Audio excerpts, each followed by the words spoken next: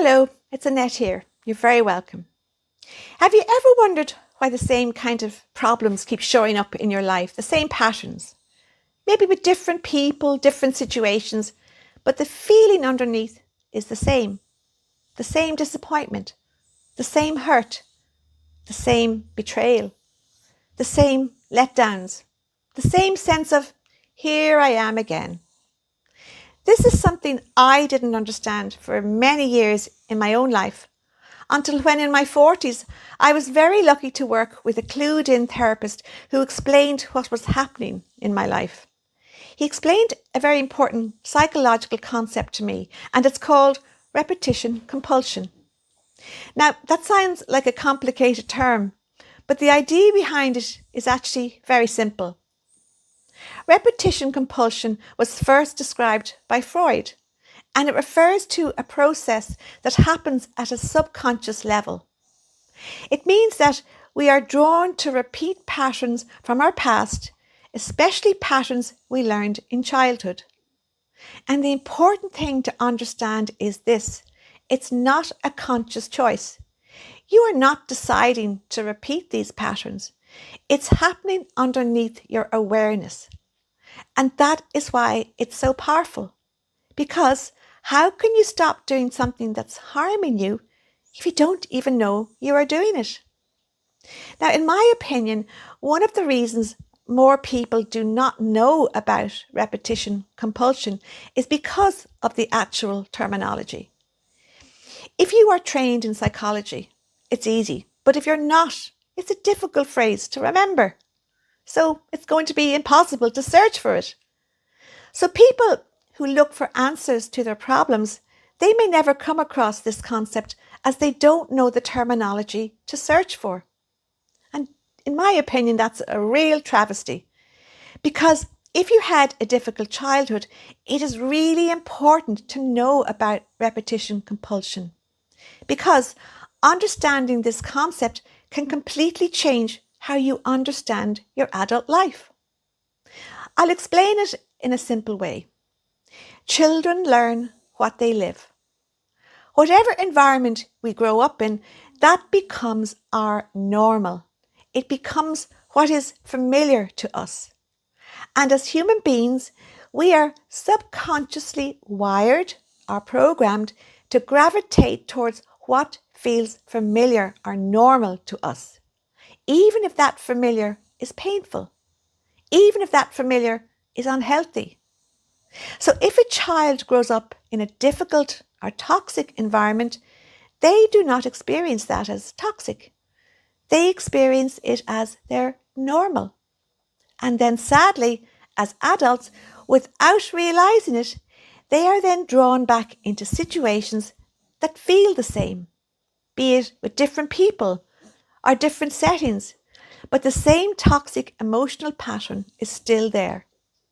And this is what repetition compulsion looks like in real life, when as adults we recreate what we learned as children, and even if it harms us.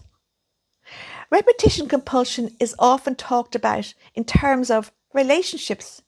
People say things like, why do I keep ending up with the same kind of partner?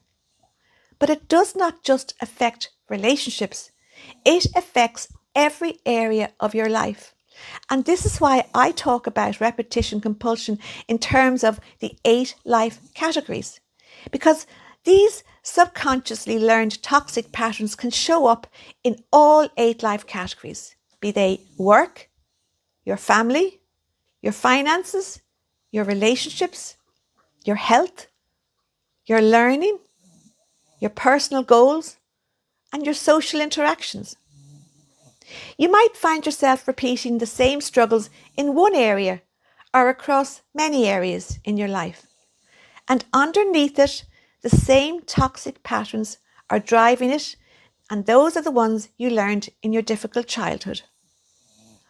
Even though they were toxic, these patterns were for you your normal.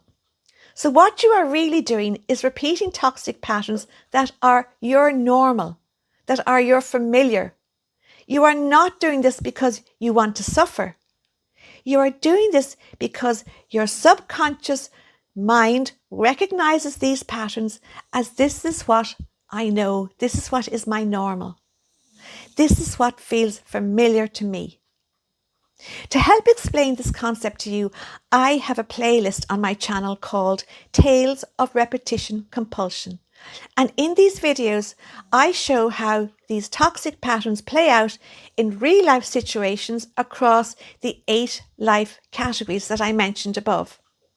I use stories or tales to make the concept easier to understand and relate to. And here's the good news. Once you start to see that you may be repeating toxic patterns that you learned in your difficult childhood, you can unsee this. Your life suddenly starts to make sense. Now, here's a very important part. If repetition compulsion is a subconscious process, how do you break free from it? The first step is awareness. You cannot change what you cannot see. Most people are not aware they are repeating these toxic patterns as they do it subconsciously. They don't understand why their lives keep ending up in the same difficult situation. They just feel stuck. They feel frustrated. They blame themselves, which is terrible. And this is exactly how I felt before I learned about repetition compulsion from my therapist. I felt such shame for how my life had turned out. I didn't know I was subconsciously repeating toxic patterns that I learned in my childhood. And here's something I feel very strongly about.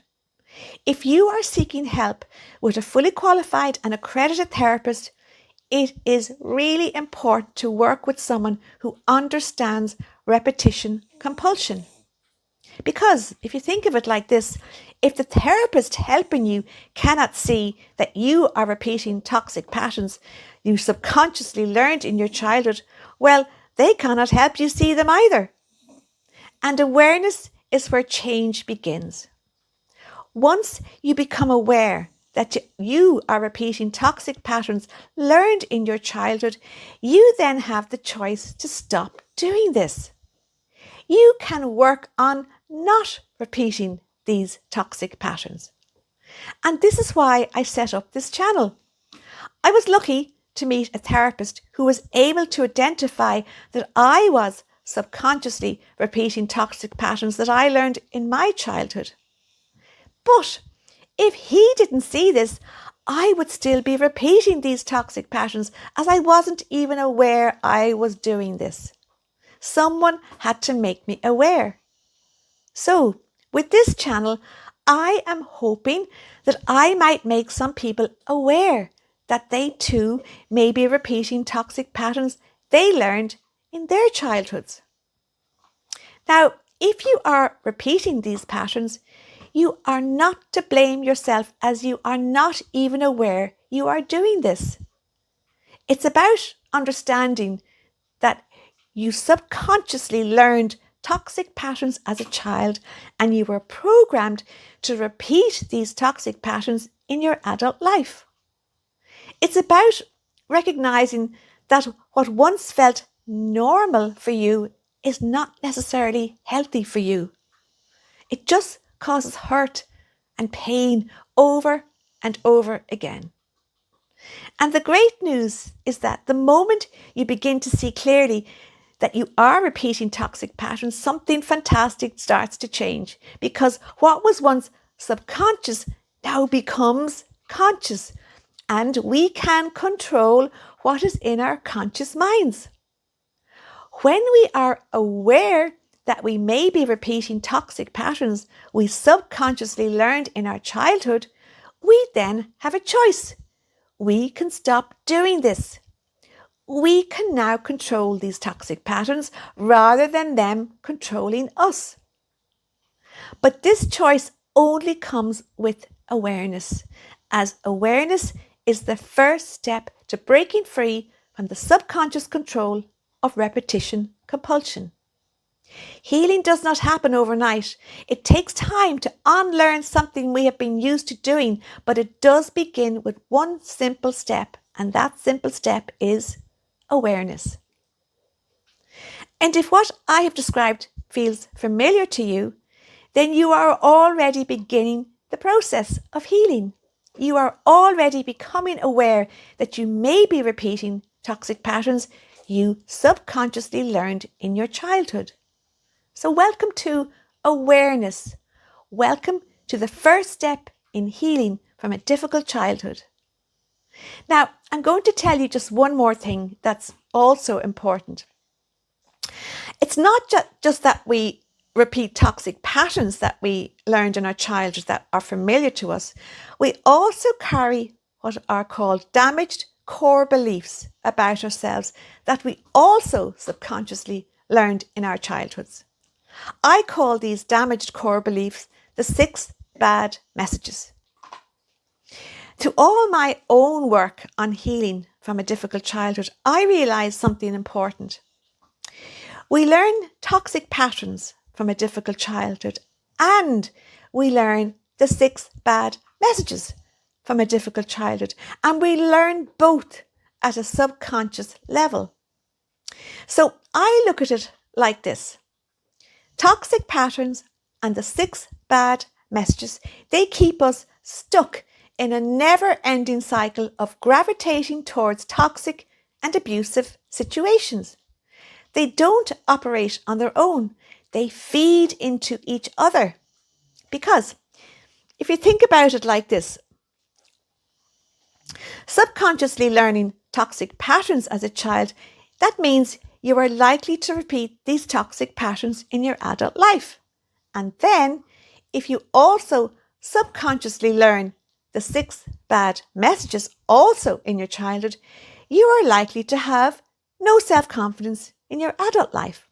Therefore, both these processes set you up to gravitate towards toxic and abusive situations in your adult life. I call this connection between the two processes the hidden loop. And it explains why so many of us who had a difficult childhood find that our childhoods follow us into our adult lives via these two subconscious processes. We have no control over this happening as both operate at a subconscious level. But here's the good news. Once you understand how toxic patterns and the 6 bad messages all feed into each other, you are at the first step to healing.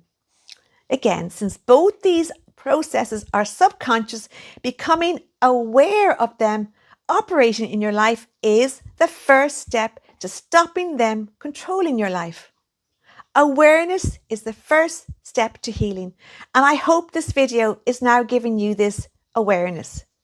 So finally, if you recognize these toxic patterns in your life, the next step is to understand how we also learned the 6 bad messages in our difficult childhoods. And I explain how they happen and how they impact on our lives in the video on the end screen and in the pinned comment. So, thank you for listening to this video. I know it's a bit complicated, but I've tried to keep it very simple because it is actually very simple once you get the hang of it. I hope this helps. Take care. We'll talk to you soon. Bye-bye.